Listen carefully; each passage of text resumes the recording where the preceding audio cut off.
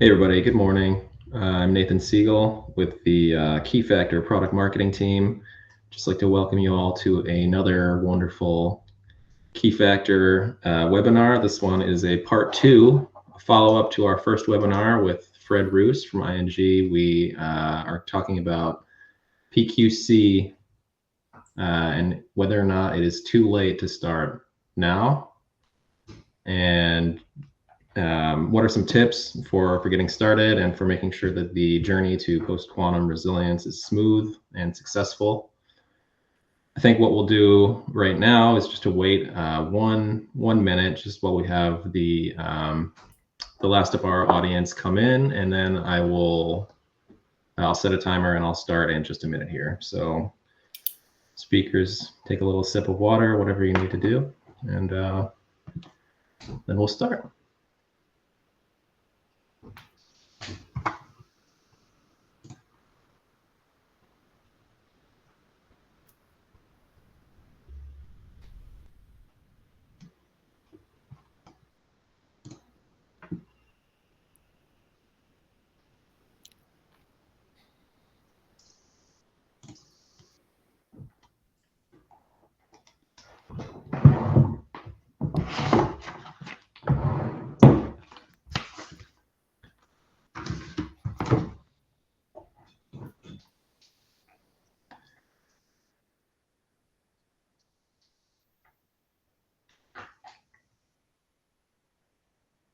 All right, let's get started here. Again, welcome.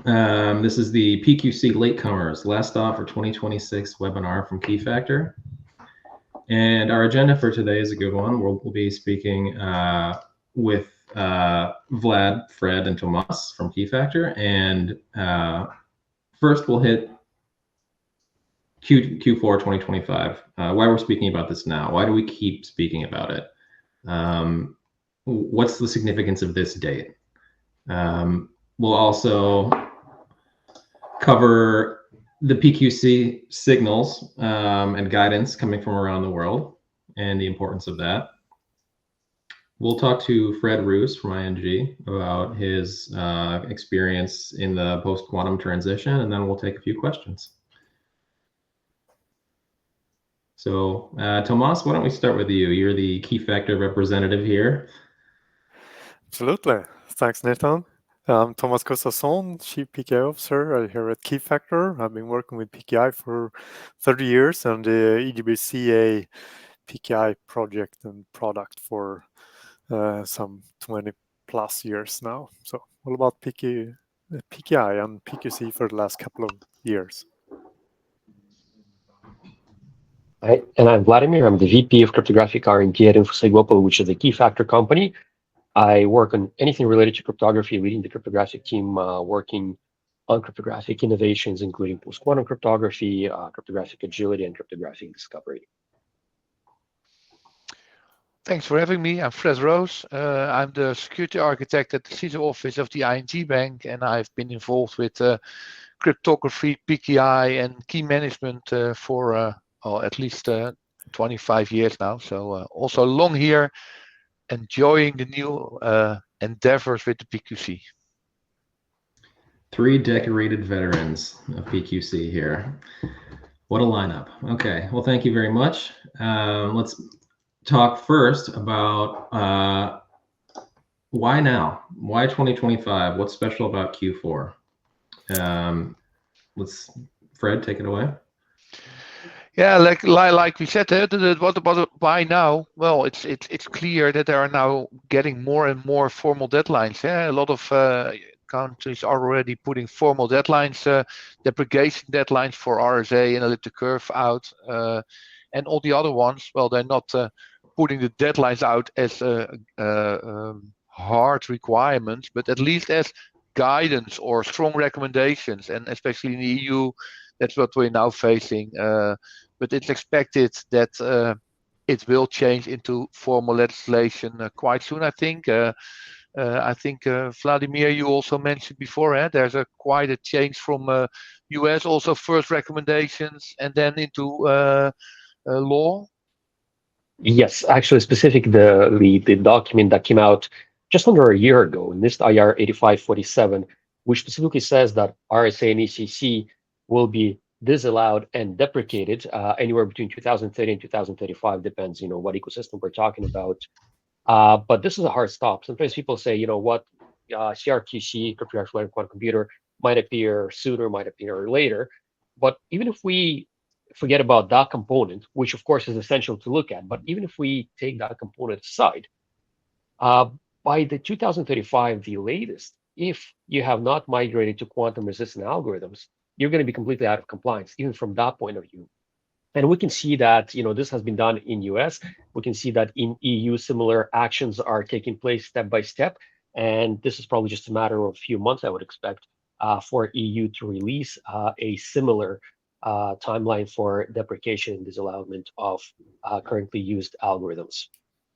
Yeah, I guess if you want to procrastinate, you can always claim that 8547 is only draft still, right? And the EU is still only a recommendation, so it is a little bit of a moving target still, but it shouldn't be that for very long.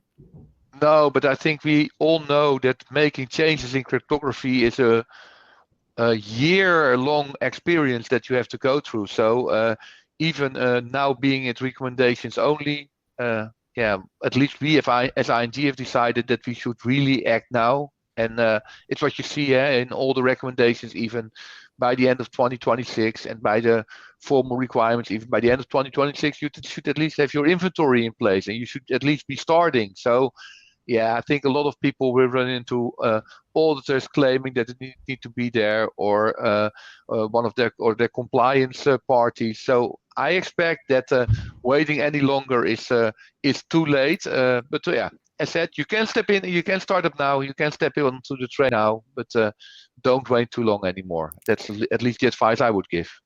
Yeah, if you wait until you're really forced, then you're probably too late in order to be able to do something and be within compliance. Yes, indeed. Right. And I think that this 2026 date that we have here, it's okay to not have acted yet because these regulations in a few places they're hard regulations, but we still have guidance everywhere else, right? So people right now really should just be preparing to comply, preparing with inventory, and just getting ready for the hard guidelines, the hard guidance that will be coming down the road. Yeah, I think we said something funny yesterday, since Vlad is going to jump on an airplane. You can still be at the gate, but this is final call is being called now in order to get on. Exactly. Yeah. And also another thing to keep in mind is that even if, while we're preparing for this is such a huge transition that even preparing for that transition is an enormous amount of effort. This is a transition that, the cryptography world has never, ever seen in history yet. This is one thing to understand. Again, we're yet to live through something that we can, guesstimate that is going to be enormous and large, but we have no practical experience living through such a huge transition. Yeah, right. I do concur there, because it's also expected that it's not only software replacement. I mean, up to now, SHA-1, SHA-2, or extending the key lengths, all those kind of things that we have been through.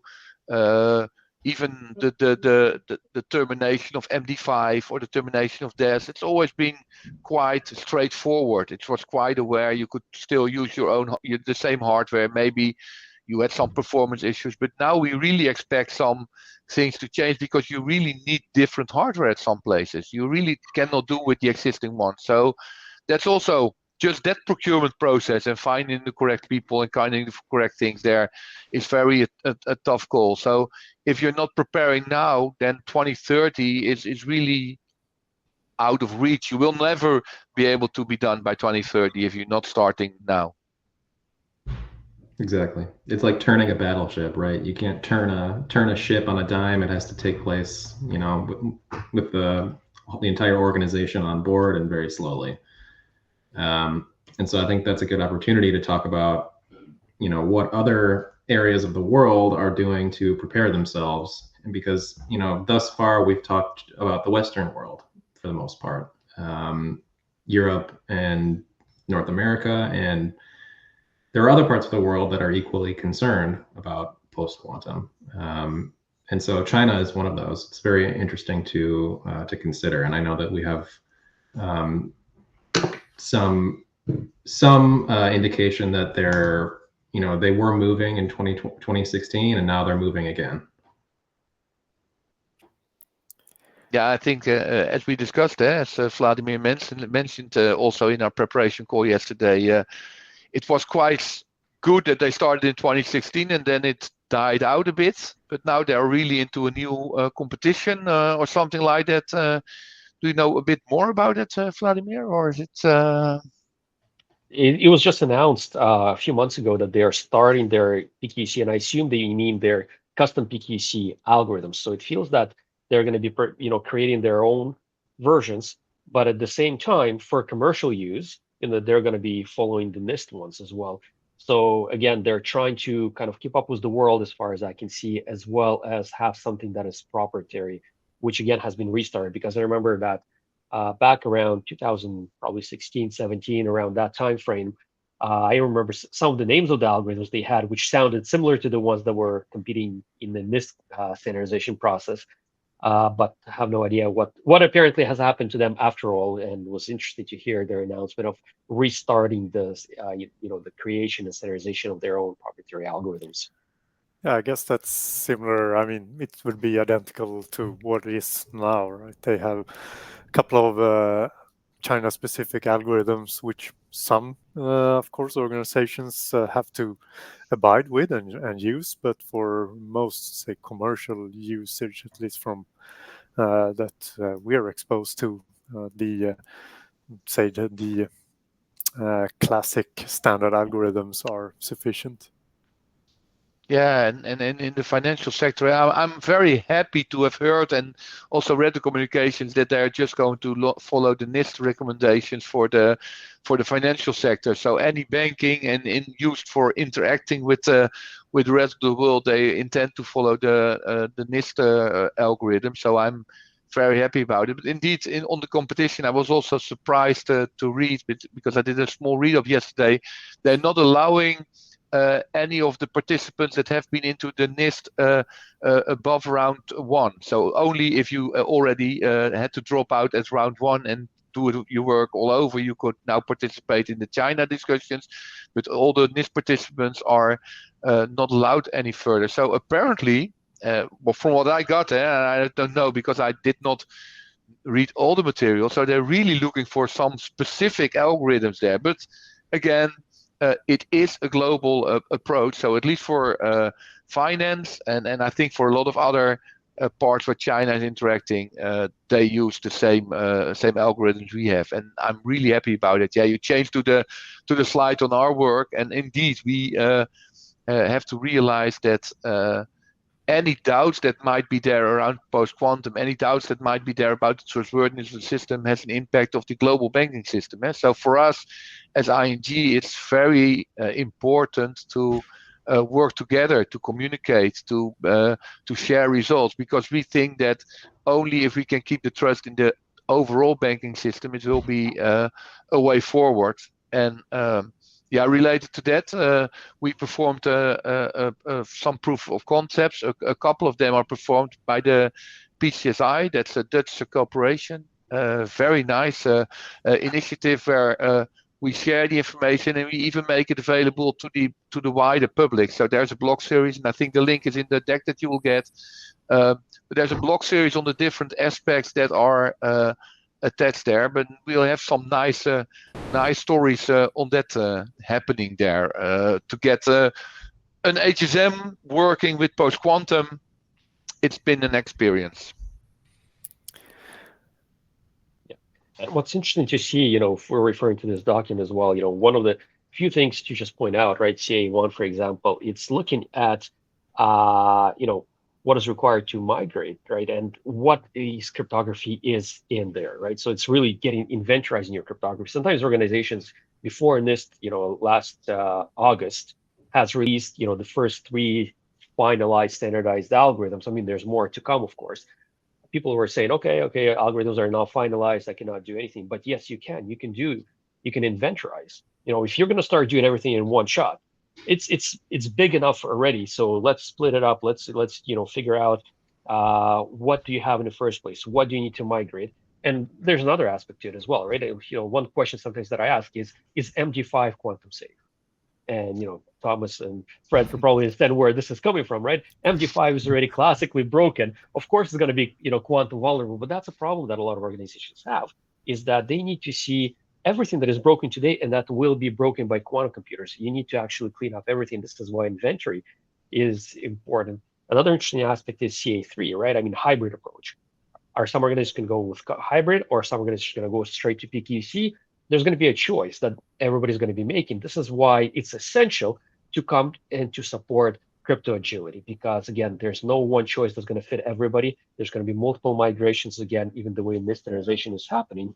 As we've seen, there was a parallel track where two of stateful hash-based signature were standardized. In a May standardization process, standardized 3 algorithms. In March, they standardized another one, but they haven't released the standard. And there's one more due standard to be released, and then there's another parallel track that NIST is running. So the standard itself of quantum resistant algorithms is very agile.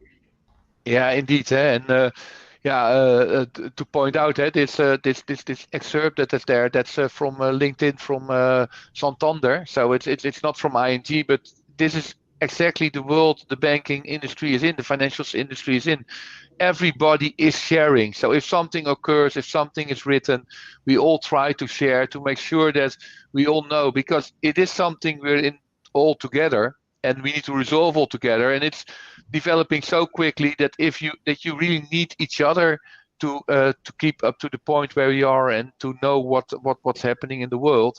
And I think that's also, if you look at the last remark, where to start if you're a financial service organization, well, get into corporations, get into the discussions, get into the alignment with vendors, with peers, with do the reading. I think there's a lot of things out. I already pointed to the blog series, but also there's really a couple of good conferences where people are presenting that can help you. I think, Thomas, you also have a lot of things where you're presenting.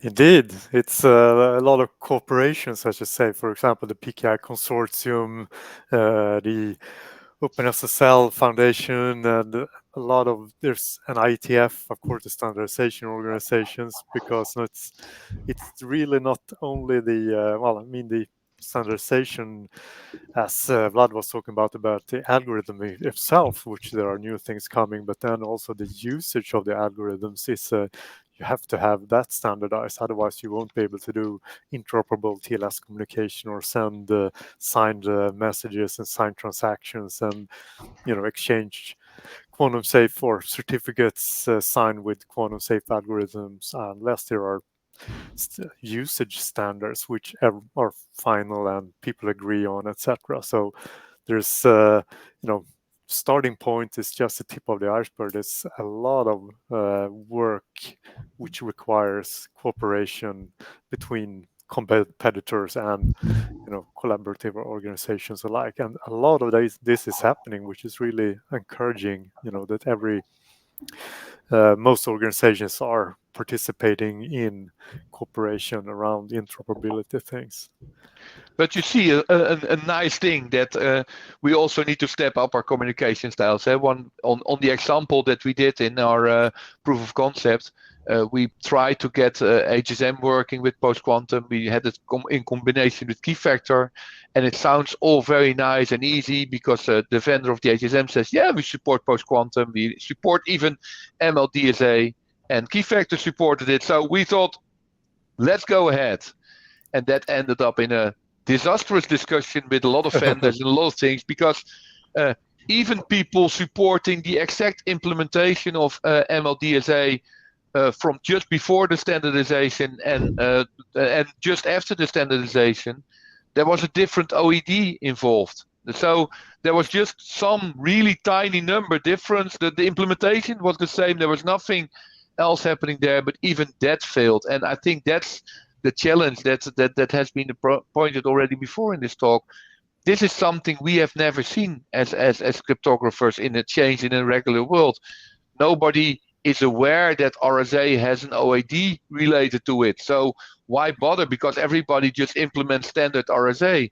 But now we're in the position where, a vendor might just have a pre-standardization or just an older version where the OAD might be a little bit different, and then both of the sides of the equation say, well, we support MLDSA or we support whatever other post-quantum algorithm, and then it just fails. And it takes hours and hours of real engineering work, and well, our engineers enjoyed it, but it really took them a lot of work to find out where those differences are. So that's also do a lot of proof of concept. So where to start? We already said collaboration, but I think the next step or a comparable step in that discussion is also please perform proof of concepts, because only then you will find out what your problems are. And of course, as a user of this, I am begging you, please share your proof of concept results. We do it as ING, but I also hope that others will as well, because only then we can, resolve it in a quicker time frame than if everybody has to resolve their own cases. Yeah. Also, it's actually a great point, bringing up the fact that once you start implementing this, you're going to run into a lot of issues. Like I can just say one issue that one of our engineers ran into. He was, switching a key agreement to a key encapsulation mechanism. I mean, from a mathematical perspective, you can say these are pretty much the same. At the end of the day, all you do is you get a shared key. But the flow is different. The initiator, the responder flow is different, and this is causing engineering issues that need to be overcome. Yeah, and I think that in the interest of helping the audience understand that like this groundwork is complex, but it can be simple. It can be simple to prepare for. The complexities of switching algorithms and the key stores is something that's a little bit down the line, right? But right now there are a couple steps that financial organizations can take to ready themselves to eventually face those challenges, when all of this guidance starts to settle.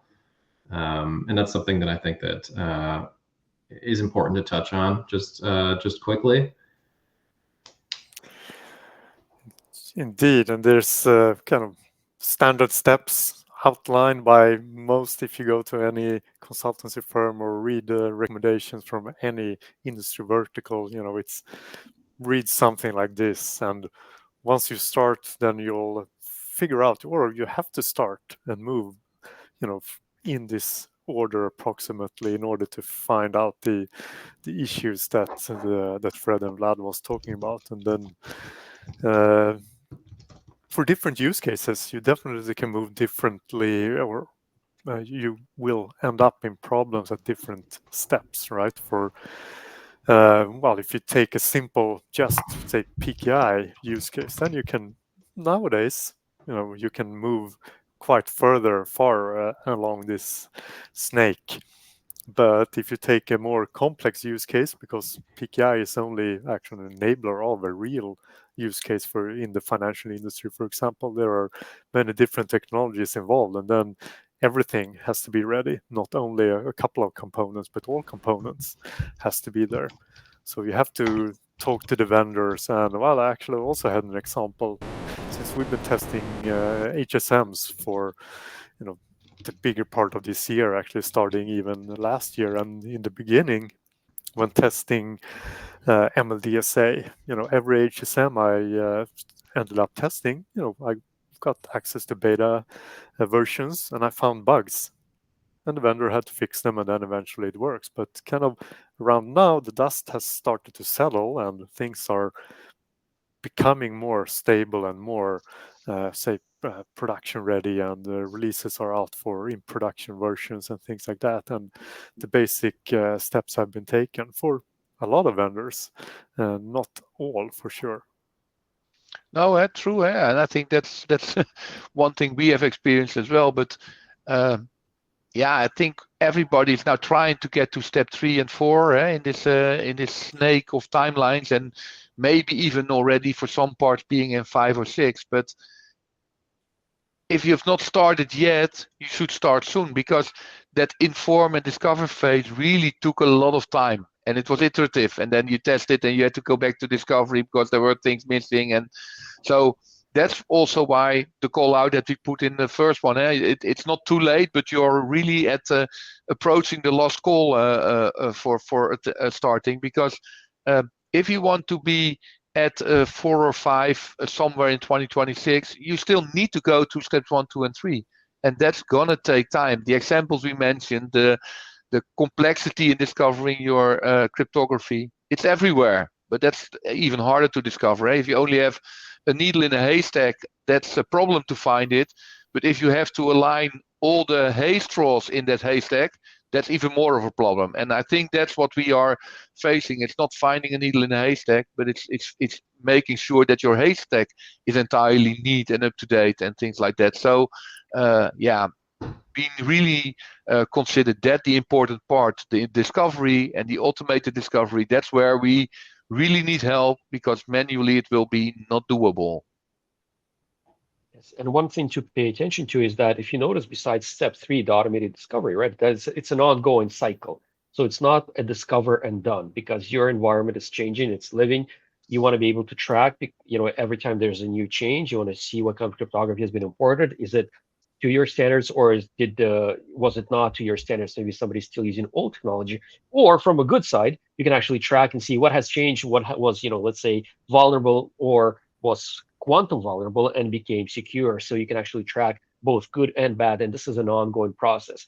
And with respect to various timelines, you should, as a bare minimum by end of 2026, be firmly complete with step 3. And again, firmly complete with step 3, really keep in mind that this automated discovery should be part of your ongoing environment at that stage. Yes, absolutely true. Yeah, and I think that we actually have a question coming across the chat here specifically about step number 5 here, the upgrade step, and about hardware. The question is, we heard a little bit about the difficulty with vendors and hardware around post-quantum standards. Is it even possible to get past step 5 at this point? I think for some use cases it is, but only, say, recently. So it's starting to come out. But you have to kind of live a little bit on the bleeding edge in order to do that. But it's starting to trickle out for different use cases. Yeah. Yeah, and I think there. Oh, go ahead, Vladimir. No, go ahead, Fred. I'll go after you. Okay, no, but that's indeed the point, and I think that the crypto agility that was already mentioned by Vladimir is very important here, because you will probably go and make the step now, and it will be something new. It will change. Please be aware that any change you make now will change in the next, well, hopefully couple of years, but maybe a couple of months if people are finding things or changes need to be made. So it's very important to not only just put post-quantum in there, but make sure that your entire setup is crypto agile. So your entire setup allows you to continuously make changes. And if you take that approach, it's easier to go beyond step 5 and go into step 6, because you already know that it's only for now, it's bringing you experiences, it's helping you explore post-quantum, do the things there, and then probably you'll have to go back the discovery, because where will the vulnerabilities be in your organization, in your setups, or even in the algorithms? We don't know that, and then we'll have to do it all over again. But that's only possible if you have your automated discovery there, and if you have agility. So if you don't have agility, I think that upgrade is indeed the final step at this moment, because there's still so much unclear. But if you are there, you might end up in being there in 2030 still, because I think that this is still an ongoing process till that time. So yeah, be crypto agile and make sure that what you implement is about to change all the time. Yeah. Right. Amazing. Yeah, that's exactly, automated discovery and agility is what you need. And then talking about upgrade, if let's say you're thinking, okay, I got third-party dependencies, I have a lot of stoppers for me right now to run through the upgrade. Nobody says you need to do an upgrade throughout the entire ecosystem. Do an upgrade, start with one environment, run through the whole upgrade, gain your experience. Once other stoppers are going to be removed, you're going to be already experienced to move on and do those upgrades for other environments. So it's very vital to make use of your time today to be able to understand what this migration entails. Right, right. So for those companies that, those few achieving companies that have post quantum algorithms in production, I think it's important to say don't get too comfortable. Make sure that you're prepared for change. So I think that concludes our talk here. I'm actually just going to leave it on this slide, but there is one more question that came across my desk, specifically about hybrid certificates. We hear a lot about hybrid certificates. What about composite certificates? What are the pros and cons between the two? Do you want to talk about the theory first, Vlad? Well, first of all, I can probably say a theory in a little bit more generic way, talking about, hybrid concept in general, right? When we talk about hybrid cryptography, it's really combining the two, right? You can combine classical and quantum resistant or post-quantum. And how do you actually combine it? There's NIST-approved ways of how you can combine if you want to follow the FIPS certification, while there's no FIPS certified PQC libraries out there, how you can do a classical one and one of the PQC standardized, or even, well, technically it was candidates before, but there's technically no more candidates in the main standardization process. And so when we talk about hybrid, it's like, how do you combine the two, or composite? There's different, I'll let Tom talk about more details on the certificate side of these things. But generically, it's how do you combine? Do you want to make sure you're saying, okay, I want to combine them so I have the security of the strongest component. So that means like each and every component must verify if we're talking about a signature, or each component must be involved if we're talking about the key agreement. So if one of them is broken, the other one is secure. Or do you actually have an or? Do you have an and between them, or do you have an or between them, right? And then you actually let the vendor or the end user select, do I want to be backward compatible and be able to talk to somebody who only supports classical, and whoever supports post-quantum, I want them to actually use the post-quantum part, or how do I want to set this up? And of course, there's pros and cons of each of the approaches. Yeah, and from a, say, PKI vendor point of view, we're being asked for all kind of currently, I would say, three main paths here, pure PQC, hybrid or backwards compatible PQC, and composite, which is, say, non-backwards compatible, a hybrid approach. So we're going to have to implement all of them, maybe regrettably, because of course everything takes time and it has to be long-term maintained and everything like that, but that's what we're actually doing. But then it comes to the kind of the more complex topic, is even if, we can give you certificates and everything, which is pure hybrid or composite, but then how to use them, I think that's maybe something that Fred can talk about a little bit. Yeah, that's a challenge that we are facing, because seeing that the algorithms are there, but the protocols are still being updated for pure post-quantum, and now we still keep on talking on hybrid. So when do we expect them to be there, that to be ready to be able to implement that? And also, there's a lot of discussions on a proper way of doing that. So if I want to go to my post-quantum solution, everybody says, well, use hybrid, but hey, there are no standards on hybrid yet, or no clarified standards and clear implementations yet. So the only way to do the experiments and do the POCs is with pure PQC, because that's the only way that we can make the steps. And then bring in the government, where one part of the government say, no, full PQC should be the solution, so it's classical next to full PQC.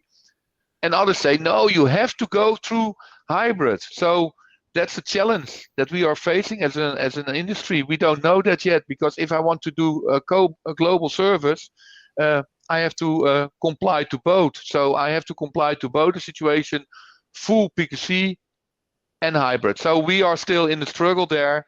But our main focus is, because of everything, on full PQC, because that will be the end goal. And our argument is here that for the time being, with those relevant quantum computers not being available, we can always fall back to classical. So if something fails in today, tomorrow in post-quantum, one of the reasons why you want to have hybrid, because we do not fully trust post-quantum, then we fall back to RSA at this moment. And that's, again, a good argument for crypto agility, because only if you're crypto agile, you don't mind. I mean, if we implemented fully crypto agile, then I can do full PQC tomorrow, and if that fails, I will fall back to RSA, quite simply. But that's, again, the difference and the big problem that we are facing. But our main target for now, as long as the legal approach and the compliance approaches allow us, is to have it full PQC, because at least we have standards and at least we have the first implementations and all the protocols available and ready to work with. Yeah, and to reinforce, Fred's points about, standards going directly to PQC, or at the end of the day going to PQC. Something we're used to, our mindset right now today, and for the past few years was said, oh, we got cryptographic standards, we got PQC standards. Well, PQC standards are becoming the cryptographic standards. There's not, eventually, again, in this IR 8547 or any other documents we can refer to, the new cryptographic standards are going to be these PQC algorithms. Is it going to be the ones that are standardized, are going to survive with high probability, or is it going to be different ones? Standardized, this we cannot say for sure, but we can definitely say that this is something that is the new cryptographic standard. Right. Yeah, thank you. I think this is a good time to call attention to the fact that Vlad is coming to us from his travels. So we appreciate your patience and he has his final call. Vlad. Do you want to give a last, just go through like a 10-second answer for each of us to the second last question we have there in the chat? Yeah, that would be great.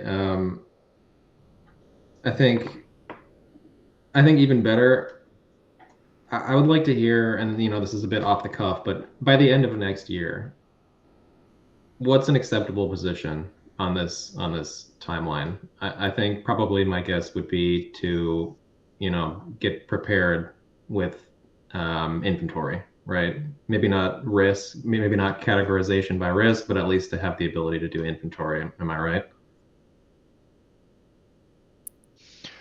Yeah, for a finance institute, I would say that risk is always there. So you cannot say just do the inventory. So for us, it's the other way around. I think we need to pick the high risk topics and make sure that by the end of next year we have the inventory complete as far as possible for that, and work and then continue to work.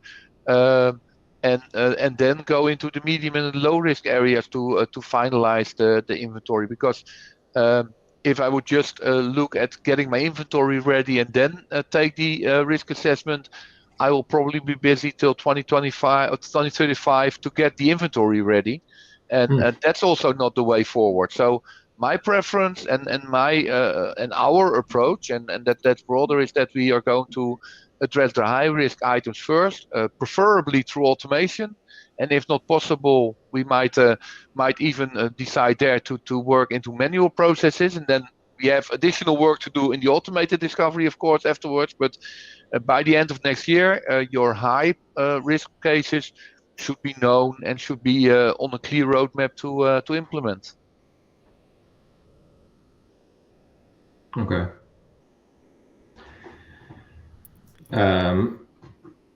Tomas, does that sounds Yes. right to me. To me too. I think that's I think the finance industry is definitely leading, or at least the ones that are kind of publicly visible, not too secretive, leading this transition. So I think a lot of other industries would take a good advice to follow what they're doing. Yeah. I agree. I can definitely also see that the finance industry is probably one of the leading industries, and it's great for other industries to actually look at them, look at their experience, right? Look at what Fred is doing, and try to learn from what experience Fred and others in financial industry have had, to be able to catch up to them. Yeah. Good advice. Thank you. Thank you. Fred, Tomas, and Vlad. I don't see any questions from the audience.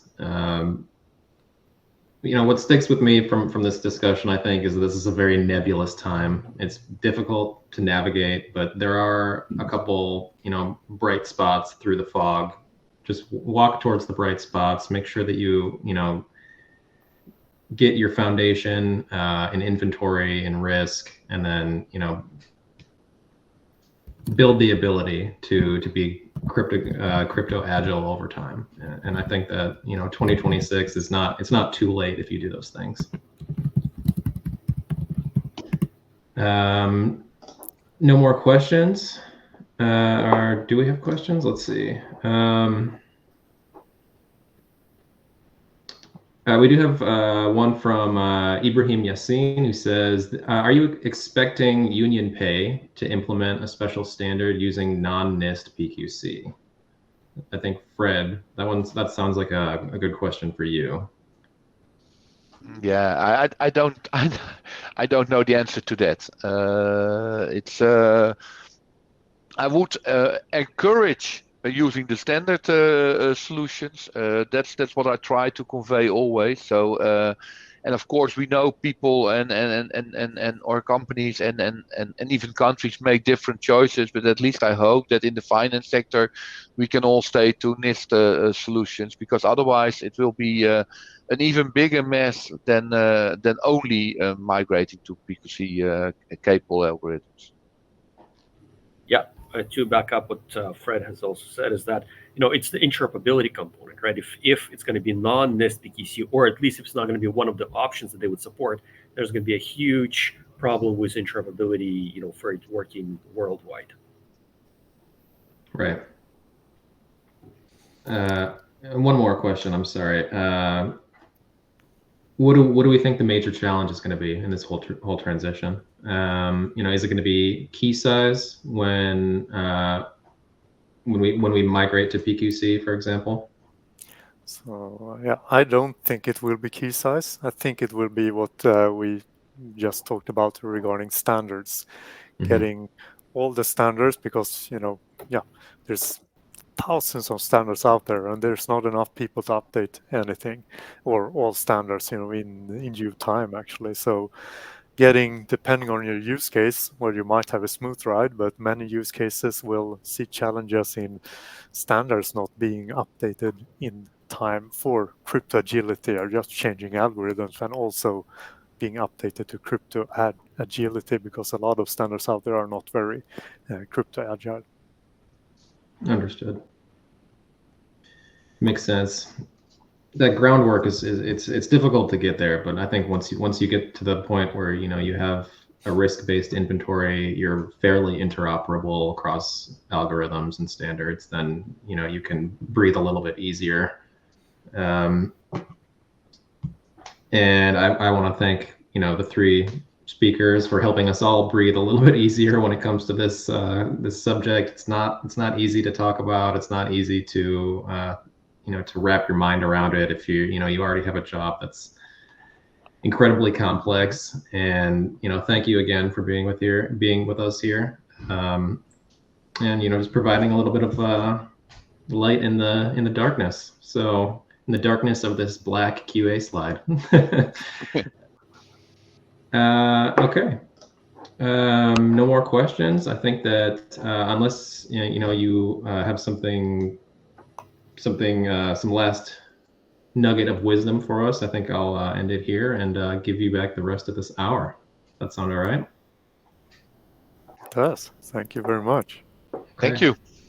Thanks again, guys. Have an awesome day.